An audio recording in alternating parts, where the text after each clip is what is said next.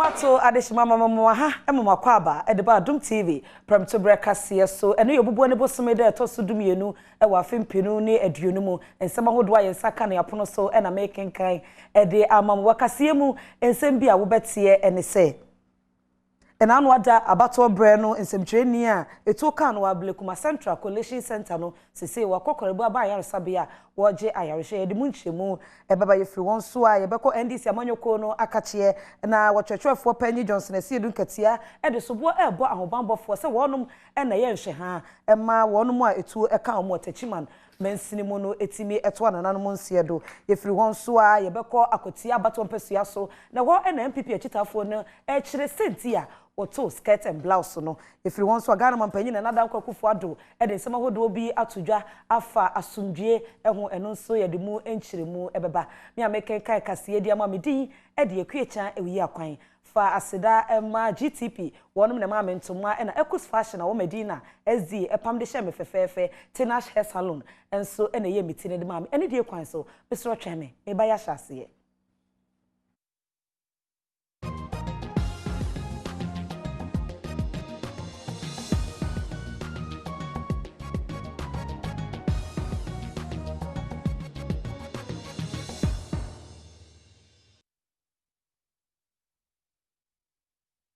Besamu akwabada asese wajebre na wo hye Adom TV Premotobre Kasee yemfiri ensem no ase ne hyase dia na no ada abato bre no e wa Ablekuma Central abato mpesua so ensemtwani Pius esi edu kwanin a wono ene newswatchga.com ensemtwa adwuma ekuo ene ye adwuma mentibo ho ase bi ekosiye e ma etuo kan no sesi aye Kasee die wo gya yarehwe e wo kolebu aban yaresabia ensemtruni ya wotro ema newswatchga.com ya ne din ene Pius Kasee edu kwanin ensemtruni ya wonumbo ne tuo e wa Ablekuma Collection Center e wa na anu ada aba yetu yemu na sesei woda Greater Accra Regional Hospital woje ayarehwe ebra Pius Kasee edu e kwa Ablekuma Central Collection Center hono se anka wo kwa akohwe ne yekoso wo hono mo no abo ne ensemtro adwuma yekuo no amane no ena sa arehusemi eto no na no bonada ahomache etututu onu esi ahomache e wa abra na no mienu abapa ho simaduasa December bosomere da na etoso wotwe e wo afimpinu ene eduonu yimu na sa tuo yi eka Kasee edu police officer baako ya ensemtroni baako a ono nso ye adwuma e wo GBC radio ani din ene Doreen Ampofon so no wo prepraye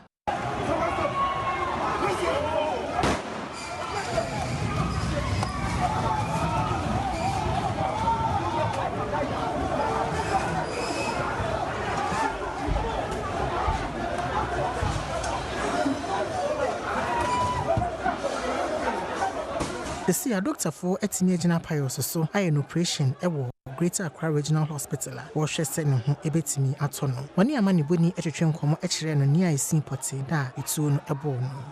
de mu yan se ka chete ntin bi o hyeche waba eno mu edane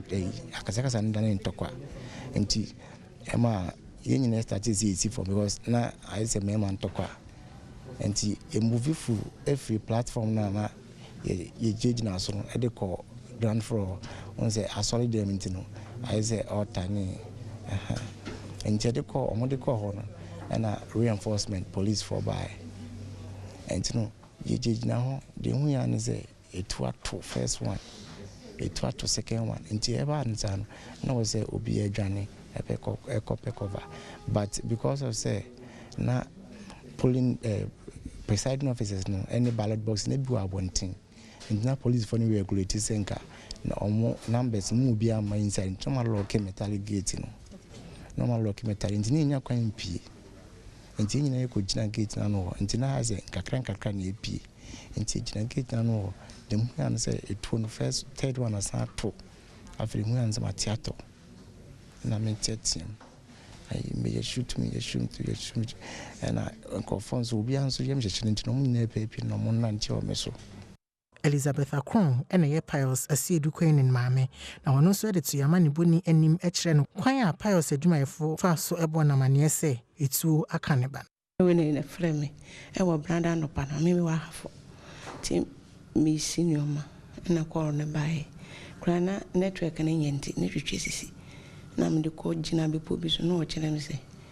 asama ba na me say dey asam no say ni nua no abana wo moto no o report obi abu no tu nti aka ne nan e was so kan nyina baby me yi nti ho ana I'm sorry na me fa matare she na me fa moto na me de moto no sa be si akodi e ho na menya ka na me de ba go so menya ka na me de ba go so ene se me fa bus na me de ba yo ni nyina mu no Ghana Journalists Association ani SIC fo aka wo ho abomu akwayaresabia hono makwakutua Pius Hospital bills nyina e de ama no Steven Oduro ene ye managing director e wo SIC na wono ene DJ mpanyimfo ene koya wonom e de sa insurance package e koma Pius ensama wo de to yama ne boni animuni umemon paye se tu a won crofo nsem a enye registered obi e beti no biara yen fa no famra kwan so ye don famra kwan so a obi kura bi oni bi a ode beko akoma ban se monye nto ho me mpasem bia na Ghana Journalists Association for moyade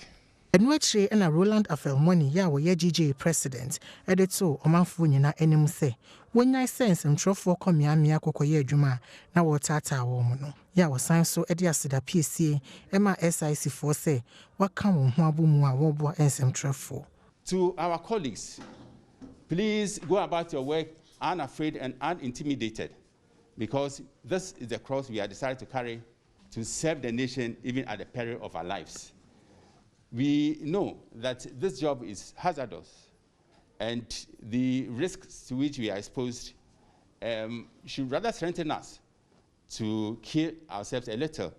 Bitches Awume eneye day surgical recovery level 2 supervisor e wo Rage Ayaresabia honomo. Na wono so che yamani boni kwa wonom afaso a wonom ehwe Pius e wo Ayaresabia honomo. Senior mo amuhu no oba Tuesday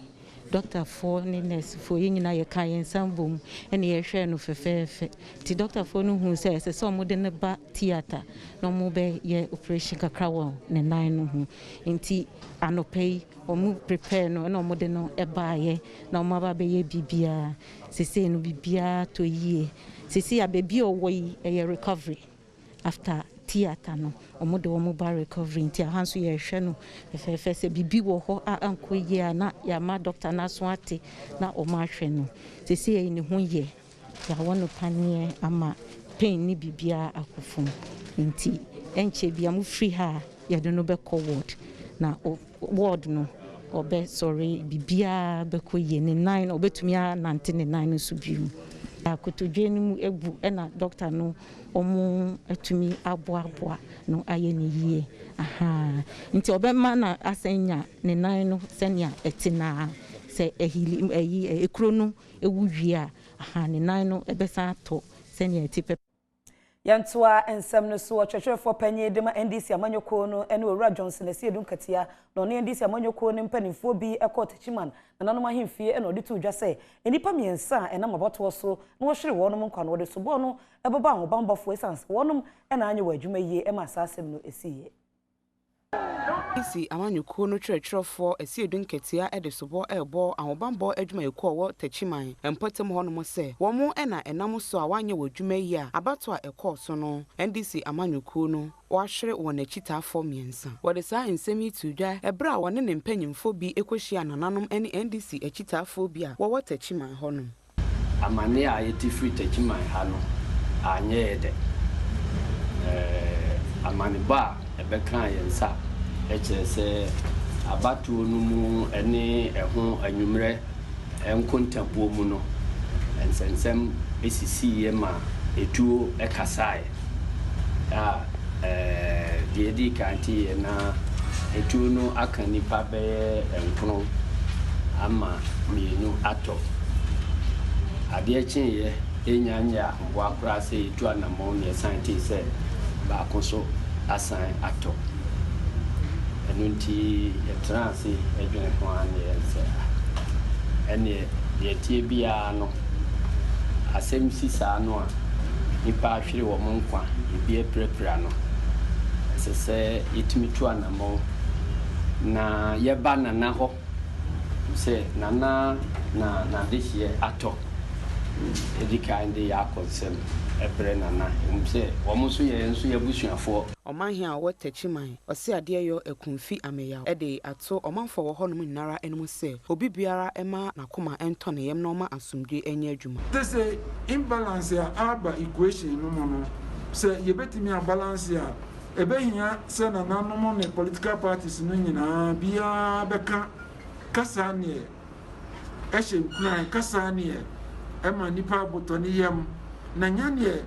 bɛdi kyerɛgyina radio station a ɛyi nkɔhwɛ sɛ baakube nkɔhwɛ sɛ baato betuo nhyia bɛzongo ele nom ne nneɛma a amanfoɔ keka no sɛ mo ne binom saa ahyia a mesrɛ mo nyinaa mo yɛ Ghanafoɔ mo nya bɛ kasa kyerɛ baabi a aduro no sɛ yɛbɛtumi a balance equation no a biara ɛho bɔn mu Premotobre Kasee ena ugusu a wo ehye no yemmofa ne yenko akotia abato mpesua so na mpipi amanyoko nim nipa bi ye wo ho ene ne wadi tudwa se senti a woto skirt and blouse ene se amanyoko no ene wo mra hye bedwani amase endi ne yi MPP echitafo bi owa kwatia ensam a woka ne se abato akona wiye woto one day skirt and blouse esanse MPP empanyimfo bi asisi womra hyebedwani masi edugemfie dodo na enim ni din se amase na ne sa nti enema omon so woto abano skirt and blouse ewo won abato mpesua ne so ekwan omdi amase fa so na ya efise maame no waboa yen yakwan nyina wayama yen still na nanum se onsi fom ana wamama na si fom this woman na si form dia na yebeto abana ma okoyo na okoyo akọ enuti na hu se maya skirt and top beto manana ana me top president parliament ne so ma okoyo enuti na hu se mahye nana na okoyo nso ewase no pa ma say ndepenu no ana mama na si form mama na si form se mama na si form dia yam so yebeto skirt and blouse ye to okoyo ne to presidential ma nanado enti to skirt and top no man who say yes next time no omo hyehyɛ ye eni brand say oba ne koji city besi o man akwatiafo na onye wadwe say odi sika beto ye ni onyam akwatia eni onyam ne hold down ne film ne wo mu enti so beche ni onyam so beche oni onyam obeche han beche we han ne no nanti akwatia de pesiti pe nipa obetimi aboa ekwan papa ebedi ne be nanti ebeko yenim enti ne wa akwatia no wasisi amase because of oba ni be ma kokun to kwaji seat na mose mo be propaganda age e de akomo bi dia ene so be propaganda e de atiamo ne yekoyanim nanso MPP mpanyimfo bi owo honom a won dwom tenani ene baba Yakubu e de atuja se sabrede amase no won amanyuko no atwe no asensen kakra enam se osusu se amase ene mpanyimfo bi e de sika ekoma omanfo to aba e wo akwatia honom a wokacho mo se won toma NDC amanyuko PP echitafo bi nso e de won ensem atuja ofra obi a na ye MPP amase nkrofo asanya freni pa no ne na kasa na okoto no na ma fa chire na ma sa freni pa na ma sei ni pa na dwen na ma manisika ya pimu so bia se be ye maba wa ye ta ye na skumi achi ya pim so bia ye ya hoden yi boto muska beti no mu da so dan ye ka ma ye ko bo besia wo mo ho e da ye nso dan ye ama se ene ne nkrofo adi ye wu dem nya fa adi ba hin penso ye do party no papa na wo be mu no senya wo be mu no senya wo tie no eti ye nyina de Adom ma ho ene eta wachi ene edi wachi na afei wo yi ye masa ye na wo timi tisika eme nkofo so mo ntu abanti ye mpi me akasa me ni mo ni police station wa ha se me ujira hobi ye ni mo ni wo titi sika ma won so won ntu abanti ye na wo kwasa won nkofo edi wachi ama say friends obi biara wo ma mo sika so mo ntu abanti ye mpi no se ase ne san Henry Boachi Adom ena NDC amanyuko no wodi nkunim ewo akwatia ho no ma wage emrahye bedwafie akonwa no no no nso ene Adom Kasee etwetwe enkomo efasa ensemi hu wono de ne nsem a woka ne se asela piesie ena ode koma omanfa woto aba ema no say omonim who I am and what I can do entina omo eto aba no ema me eno nti amomfa mo re enhye me mu na yes somebody ba me no me gina so ahye mo ne onyam say me disappoint you omo Synagogue Church of All Nations aye Trinity SS Kwan sorry a nkomsheni TB Joshua eda no neneyi wode adoye abre posi adwumayeko no a wode motorbikes ahodo ene ne bi eka ho se bra yato abawie wonfa enhye won adwuma mu se de be ya ebeboa wonum amoma asomdwe abomayemu Edano Windin any Synagogue Church of All Nations at the motorbikes any enema hudubi akoma posi ejuma yeko and Cramantum Wichema what the name ekobwa posi ejuma yeko said the beya wajuma wayeno ebetimi akenya won opena wudi asoyikoi enim ema wade sa neme ekoma posi ejuma yeko any William Dezo na wade ensembi eto ensentro for enimono ni nsembi okan any say here to represent Prophet TB Joshua and Emmanuel TV partners to make presentation to the Ghana Police. We have brought 40 motorbikes, computers, we have a projector with screen, and we have few printers to help aid the Joint Operations Center.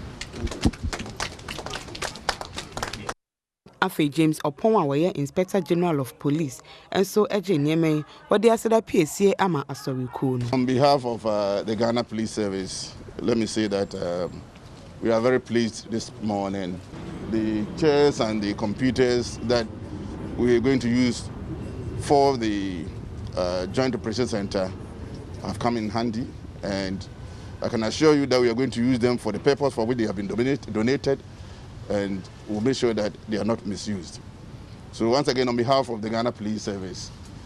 I would like to thank the Prophet and the entire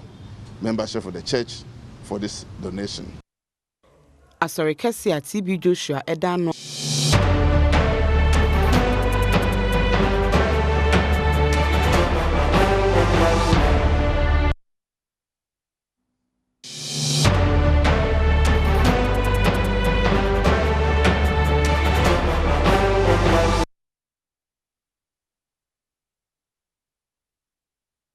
Premotobre Kasee ena ogusu a wo hye ne yentoa ensem ne so enu adagana mampanyi na nada nkwakufu ado ekopie mu ewo muslimifo asori dan Kasee Central Mosque de ho ena wo kasa na odi tu dwa se se kasa asomdwe a eye obibia asodie se obehwe ama asomdwe aba ne senti ewo se Ghana fo ye nyina ye fato ye ho so Ghana mampen na omanfo asan ato abayi no Akufo-Addo ensembi ode atudwa ne se seba asomdwe ho nsem de a eyo mamba bia asade se obehwe se asomdwe ebeye adwuma ewo Ghana manmu wochiremu a se de Ghana ekọ abato pono so enema boni bi akoso ama nkofo asese enema no enya de a eboa asomdwe wode sa ensemi atudwa ebra wone na bedi achire Mahamudu Bawumia ekọ muslimifo asori ene wo mokosomye enefie na watu aso se Ghana for de wo mugidie se obepe ekwampa bi so no waka wo ho abom aye nipa baako se de abrebiara oye no no. All three things that we sought from Almighty God through the intercession of the chief imam, the Almighty has heard our prayer. So we have come today to say our thanks to the chief imam and to the Almighty, that these things that we asked for and prayed for, the peace and unity of our nation, his blessings on his son, the Vice President and now Vice President-elect, and victory in the presidential contest for me and the New Patriotic Party, he has seen fit to grant each one of these prayers. So we are here today to render our humble thanks to Yentoa Kasee no so ewo atifiato ye mantamu na ndisi amanyoko ni mu nipa bi a ewo atifiato ye mantamu echiremu a wonum de aba no wodim se wotoma ndisi amanyoko ni nso ko wi ase ye keka bo mu no na akoye se katahye kankan ne pro ni kululu bi akohye mu ne senti se wokokogina court se de be ya aba kasa wotoma ndisi amanyoko no abato commission e de ba betudwa of results. The NDC won 8 parliamentary seats, namely one central, which was won by Dr. Rashid Hassan Pelko, one east by Dr. Godfrey Seydou Jesao. West by Superintendent Retired Chita Lanchene Tuobu. Nadoli Kaleo by Mr. Anthony Winkara Suma. Drapa by Honorable Cletus Seydou Dapla. Laura by Honorable A. Ziaden. And Sisala West by Mr. Muhammad Adom Sopare. Dafiema Buse Isa by Honorable Dr. Sebastian Sandari. And the MPP won 3 seats, namely Nandom, Sisala East, and Lambuse. Currently, we want to inform the media that the NDC is challenging the parliamentary results of the Lambuse constituency because the coalition was fraught with several electoral irregularities. So we'll brief you at the appropriate time when it is determined. So the total for the MPP in the Upper West region is 121,230, representing 32.7% of the total valid votes of 369,647. The NDC had a whooping 238,972, representing 64.65% of the total valid votes cast. These presidential results have been signed by all political parties at the Coalition Center. And this also confirms that His Excellency President John Dramani Mahama won the Upper West region with a whooping percentage of 64.65% of the total valid votes cast. Premotobre Kasee and Augusto Awoshen Diedru Sono na watwi mu nsem esisi ye set mu biem ama omanfo ye friend week in retrospect ye twan waba ye ba ye de beto aso.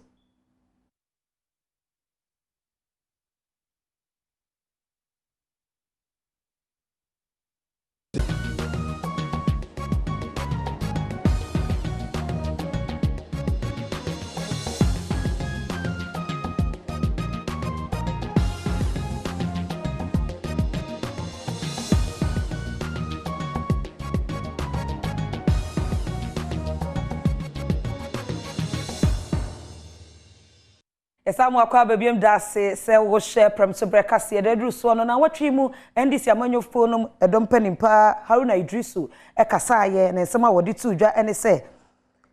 ensunsanso ya abato ensunsanso abato commission de betu dwa no enya de wodi won etiji. Intensive consultations and detailed analysis of the outcome of the elections as announced by Jean Mensah, the chairperson of the Electoral Commission. And we have come to only one irresistible conclusion, that it's a flawed, discredited election.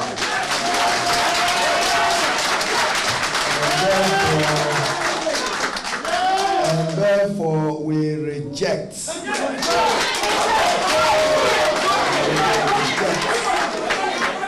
without any reservation. We reject the presidential elections as announced by her. And we also want to serve notice that the blatant efforts even to deny us of a parliamentary majority will be fiercely resisted. We know that the good people of Ghana gave us a mandate, and that mandate included a parliamentary majority, that they are engaged in attempts in connivance with the Electoral Commission to undermine and to reduce through brute force and military excessive behavior. We all know the gentleman John Dramani Mahama, he's been president of the Republic, he's been vice president of the Republic. We know his credentials as a consummate Democrat, and know and acknowledge even his conduct after the 2016 elections continued to be commended and admired by many in the world and in our country. It is worth noting that we in the NDC take pride that we birthed this republic, the fourth republic, which has endured over 25 years. and we have a moral duty to preserve our democratic ethos and values and to make our democracy stronger for the peace and stability of our country. This evening, Ghana's democracy has come under severe attack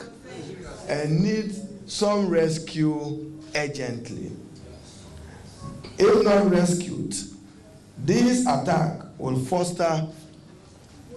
and grow into future elections, and that will disfigure our track record as a true democratic nation. We've been prided for conducting free, fair, and transparent elections.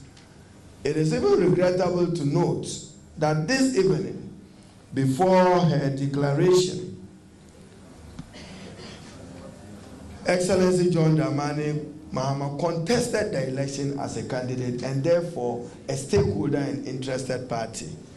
even when he filed a petition to the Electoral Commission today detailing her concerns in the process of coalition leading to declaration. That was treated with utmost contempt.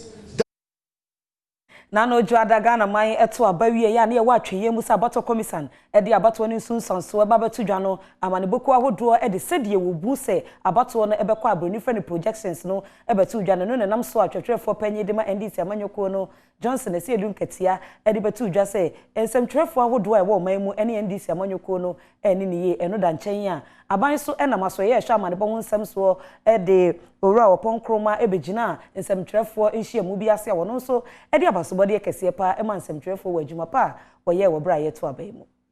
Ghana akọ abato epronso akoyi won mampanyi na amanyoko a wondin ene NDC amanyoko na abato no ekọ awieye no na won Frank Tuni edi enkukuo no empanyimfo a wo amanyoko emu ensem bi a wo ka ne se wo hwese de Ghana nsentwofo asi aka won wano atum efa ensemboni bi a ekọ so ewo abato ni mu a woni NDC amanyoko no endi ne yie kra wo de sa ensem yi atudwa ebra wo frɛ nsentwofo enhie mu bi a wo de ensem bi a won amanyoko no ehwa ekọ so ewo abato ni mu atudwa Johnson esiedun ketia wo ye NDC amanyoko no twetwerefo ena edesa ensemi atudwa ewo nhyiamu no ase.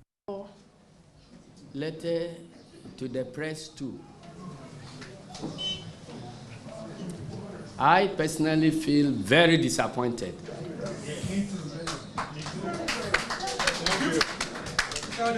In your role so far played as members of the Fourth Estate. In Banda, when we were single-handedly facing armed military,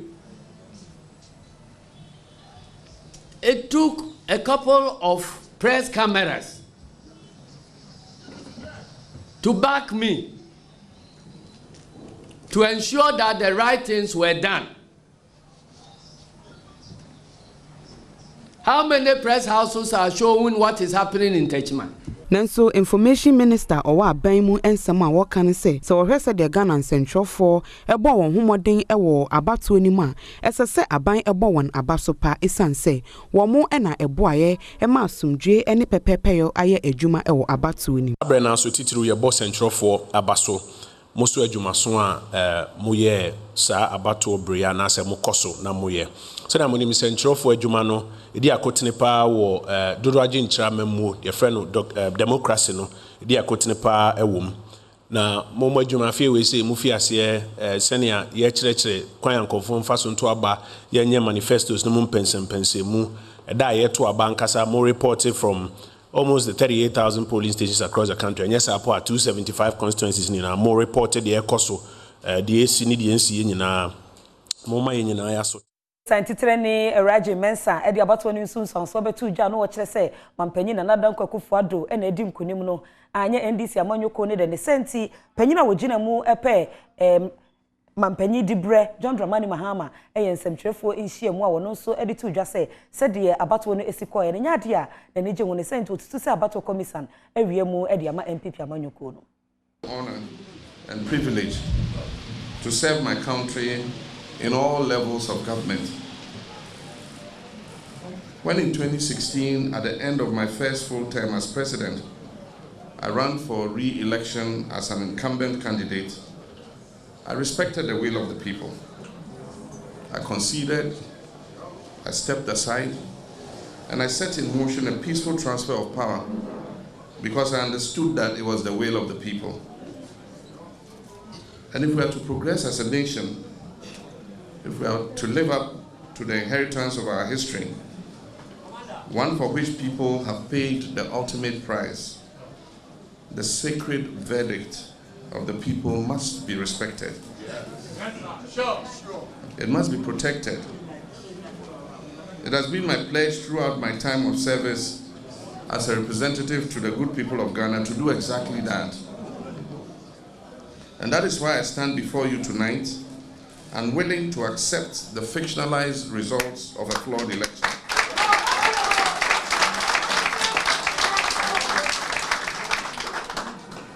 My brothers and sisters, it is important to remember that the government that is in power controls all of the state resources and oversees all of the state's institutions. The line he treads between his loyalty to the power that is held by the people and by his own desire to hold on to power can be a very thin one indeed. We went into the 2020 presidential and parliamentary elections with assurances from the Electoral Commission and the relevant state actors that it will be conducted in an atmosphere free from fear and that it will be fair, transparent, and credible. Unfortunately, that has not been the case. What we witnessed across the country from Monday, 7th December 2020, exposed a deliberate plan to manipulate and predetermine the results of the election in favor of the incumbent candidate, Nana Akufo-Addo, who, as so happens, controls all of the state resources and oversees the state institutions. Despite all of the ruling party's inducements, use of monetary enticements, and other such schemes on a scale never before seen in the history of this country, the good people of this country understood what was at stake. And it was clear as the results of the votes that were legally cast that the National Democratic Congress won the presidential and parliamentary.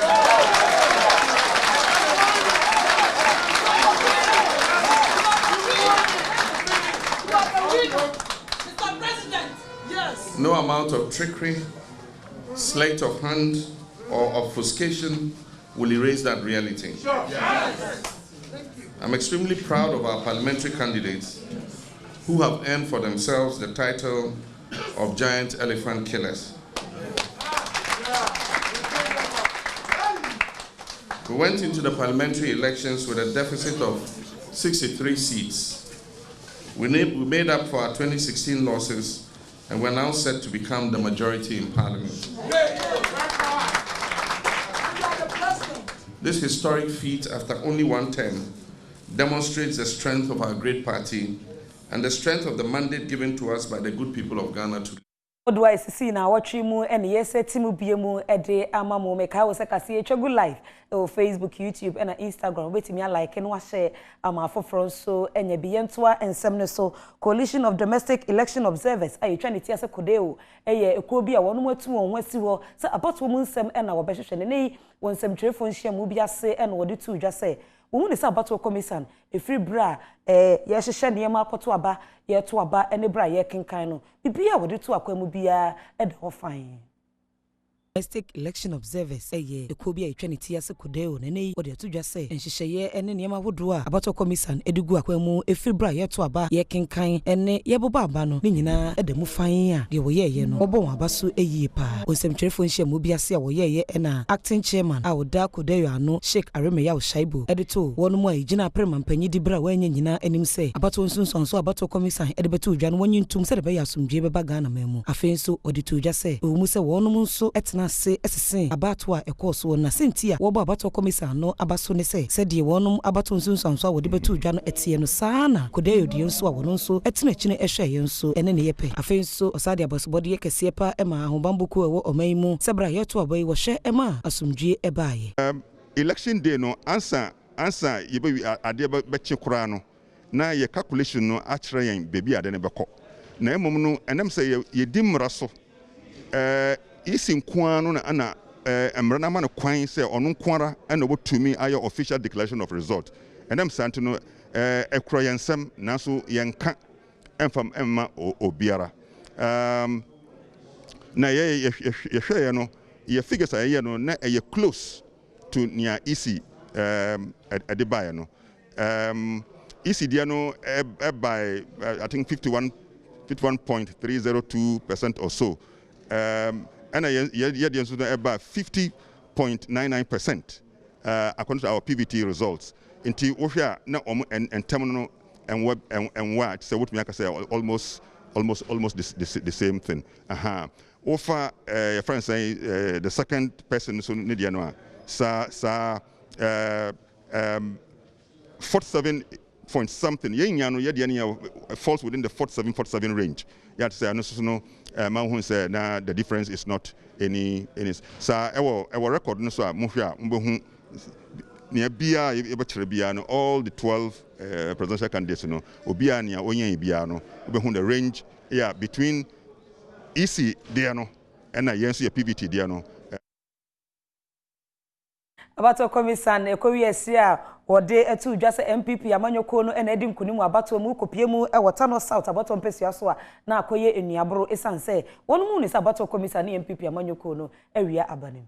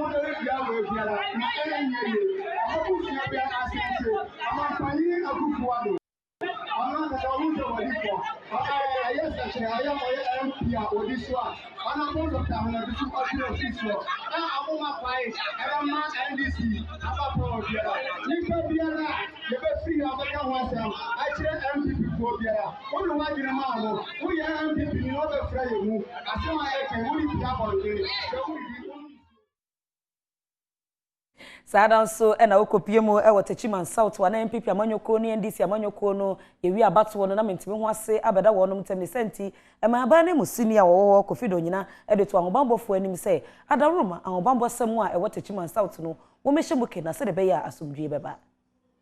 Kasee twetwe nkomo ena aban na musuni wotachiman south kofido nyina edutu dwase e wosa ahobambofo ebomodena se entokwa asore wo NDC ne MPP amanyoko no e wabato yetu yenim no etubetwa e wo tachiman south abato mpesua so koso akire musa assembly ne yedi obetimi bia se de be ya obetimi aso sa ensemi a asore ano eno echi no asaka de to aso se musek ama ahobambofo abamensene ne mu a sese ahobambofo ho ebobro be se oha ane aduonum bisenti eno de adesrede eto awofo ene mabunanim se obibia enya na ade said beya sansemi ya asori ni hu nkohyem na emra no eneneni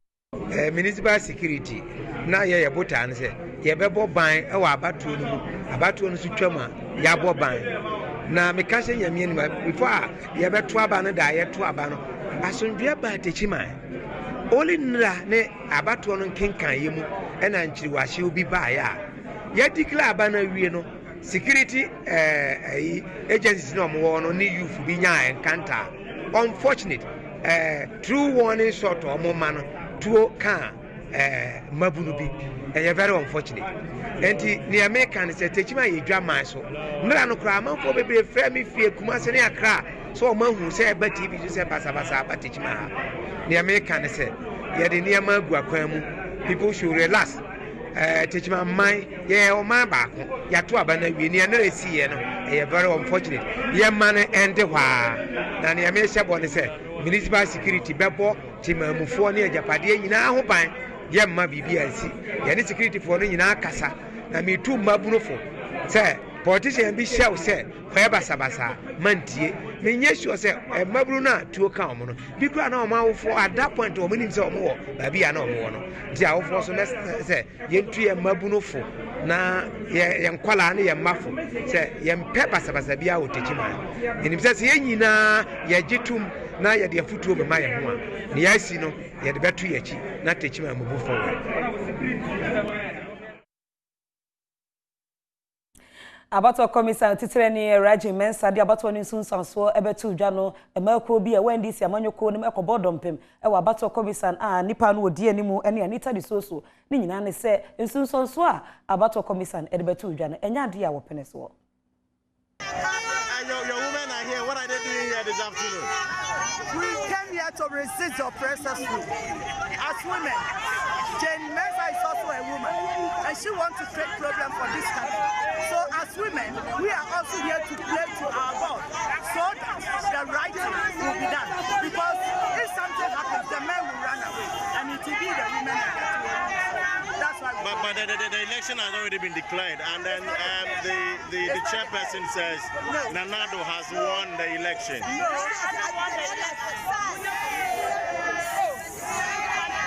You know that I'm coming, let me take my document.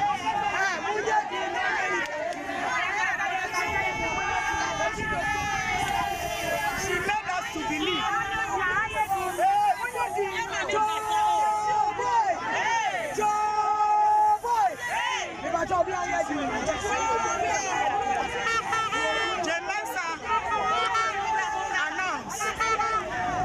That Nanado have won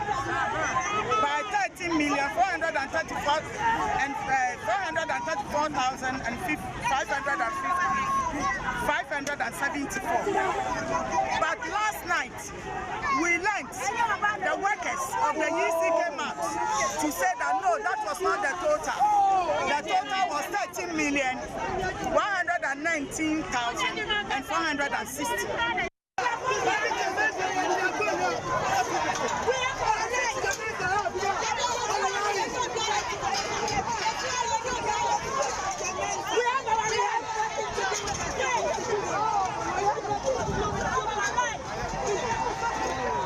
So the police and the military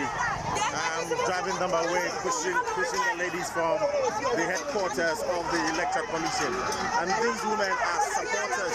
of the NDP. They have come here today.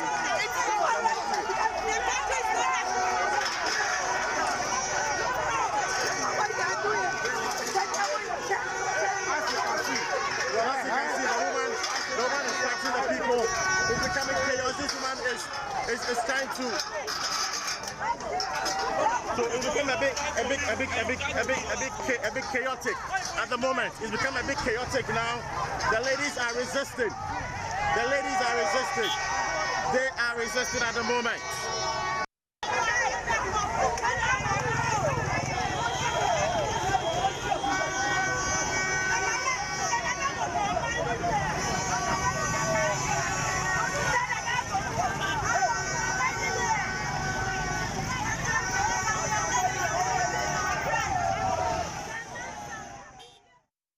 Sada nso ene yeto aba no ewieye emabunu bi a wan pipi amanyoko no ma won boafu yie pa e wo pon katamanso abato mpeso yaso ekiremu a aba na musili Solomon apia ebe ya nka wanyi ne dibre emfre ne nsem ni nyina ne se emrahye bedwane hopes na doye enya de a wo boa no e wo nto abom ensem trofo enhyiamu ewo Pon Katamanso MPP amanyokrio no ahye ya ewo ho no na head of operations ema wono campaign no Prince Dazi edito omanpanyi Adodankwa Akufo-Addo anim se animanimu ya no wonyi abankrachi a wo Pon Katamanso no edi esan se wono ka ho bi na Hopsin Adoye entimi enya emahye akunya no na nsem trofo enhyiamu no asem enchiremu sei e no ma ya enu nti wonom edi gina so se abankrachi no opesi wotunu edi free ho no ye katsere MPP mpanimfo se Pon Katamanso constituency nanka ye wani daso but se papa we amane yensa sifom na mpanimfo Solomon Tete apia na mpanimfo ampamo no ahwe ya ye mu bi wo ho a ye be jai party adwuma na ma papa no kwa ye e wo Pon Katamanso constituency because ye jai adesua ye jai adwuma e pese party ni ye den e ye nkunimdifo ana papa we nko a enso ama yensa ye den e sifom party mabia no wadi kojan abo wonsa ya na wonom ebo nsinku esa no editu dwa se ehu behia pa se MPP amanyokru no ebe sorry na wagi Pon Katamanso kru no edi asi honom ya bre ya papa wa bre papa wa bre papa eniema akwa bonten ani ni aya nyina anya den ankosiaga iti yesre na nado so nya ni tententente munya den emaye Pon Katamanso MPP nyada honorable Hopsin Adoye wa yire ne ho aye adwuma tin epese Pon Katamanso ha ye wini city no nanso MCE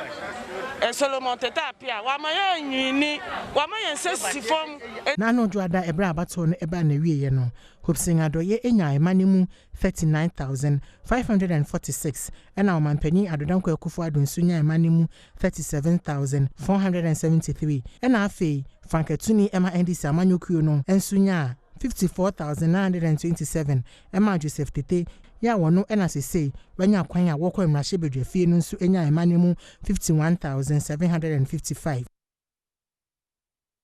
ebra wonom ensem trofo enhyiamu ewo Pon Katamanso MPP amanyokrio no Yantwa ensem no so abato no ekọ na wieye no Inspector General of Police James Oponbuanu ensem trefo enhyiamu ne nyina ne se nipa num eni dunsun bi a enum na ehwere wonom nkwadunso no so eprepra no ewo se boye hwehwemu munhu de ekoba apoti a ema sa nipa yi etimi etoye Osi adwumayko no apadwumadie bi ho ntoma wode ebe hwehwe enipa num a Ghana ba wotoye no wofa mu ehwe won kwa ene edunso omonso eprepraye pa posi adwumayko yi etwem a sa wokọ abaton pesua bi so te se odododio Savelugu ene Tachiman South abaton pesua so a ehonum ena omanfo eye sa niema no ohonum a enam so ama enipa num yidie wato nananom wonse do a emu edu enson so eprepra IGP owo posi adwumanim James Opon ene Adom Kasee etwetwe sa ensemi hu enkomo no wode atoda se sa brede posi adwumayko no ede wani edi sa ensemi nyina echi na de papa ede bia no wode ato. This period of the election we had some violent incidents. This regrettably resulted in 5 deaths and injuries to 17 persons, including some of our security officers. Our condolences go to the families of the bereaved, and we wish the injured a speedy recovery. At the same time, I wish to assure all Ghanaians that all the recorded incidents are currently being investigated in line with our criminal justice and rule of law procedures, and that the outcome of the investigations will be duly brought to the notice of the good people of this country. Afi James Opon aside de atoaso se said the omanfo bi enenam eka se eye Ghana asrafo bi a ode won kogu baabi wo hunahuna omanfo na wokoto aba no enya de a etesa as well as the operational units of the Ghana Police Service were not involved in the duties at the polling stations themselves, but were called in under rapid response and in emergency situations only. The impression being created that the military was used at the polling stations is therefore not correct. I wish to assure all our abiding Ghanaians that appropriate security measures have been put in place to guarantee their security and their safety in accordance with our constitutional mandate. Let the Ghana Posi adwumayɛkuo no apa dwumadie bi ho ntoma Abato komisan enso edebetu udwa se Ghana mampanyi na nadan kwakufu ado ena edi nkunimu abato onimu no ade NDC amanyoko no ekoye nsemtwefo nhyiamu na ho ena twetwerefo panyi esiedu nkatia editu udwa se enso nso abato komisan edebetu udwa nyade a obeji atuma sense pinshita wo no nyina akere won mo se NDC amanyoko no ena edi nkunimu and defend the democracy and the country which was won for us through the blood and toil of our forefathers. We in NDC have decided to do just that, nothing more and nothing less. Yesterday, just around this time, the Electoral Commission, we picked information that the Electoral Commission was about to declare results when we were fully convinced that they didn't have any results to declare and that they were going to fabricate results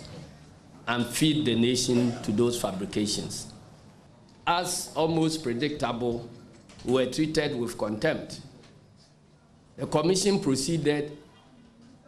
to do a charade of a results declaration which made Nana Akufo-Addo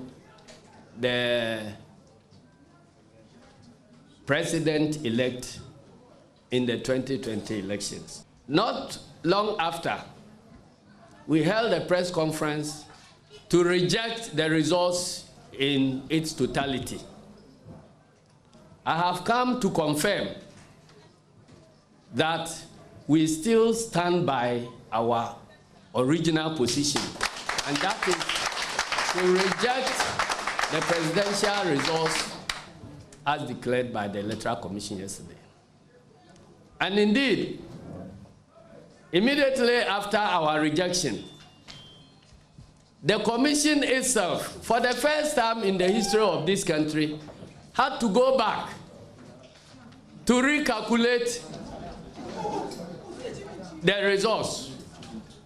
and have since brought figures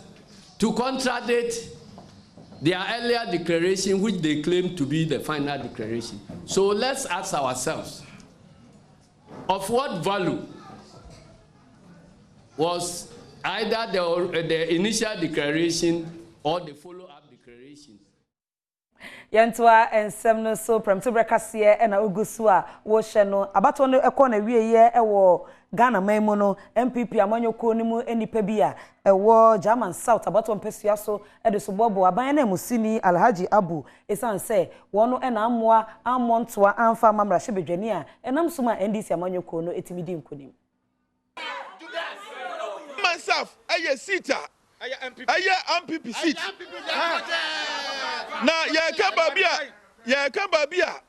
osoro amanyoko anyini na adi nimpa na eye German South na ekoba ne san na sese enemre ya na nado danko Akufo-Addo ahia ya moa na ebaba se yetimi elusu seat no e de akoma NDC candidate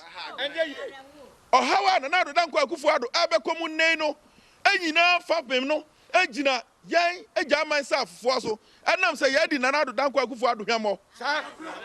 na hwemo dia yedi na nado danko Akufo-Addo no fakase ne gina MC ya honorable Nana Adom Akufo-Addo eyi no maye no papa na di ehwemo kasi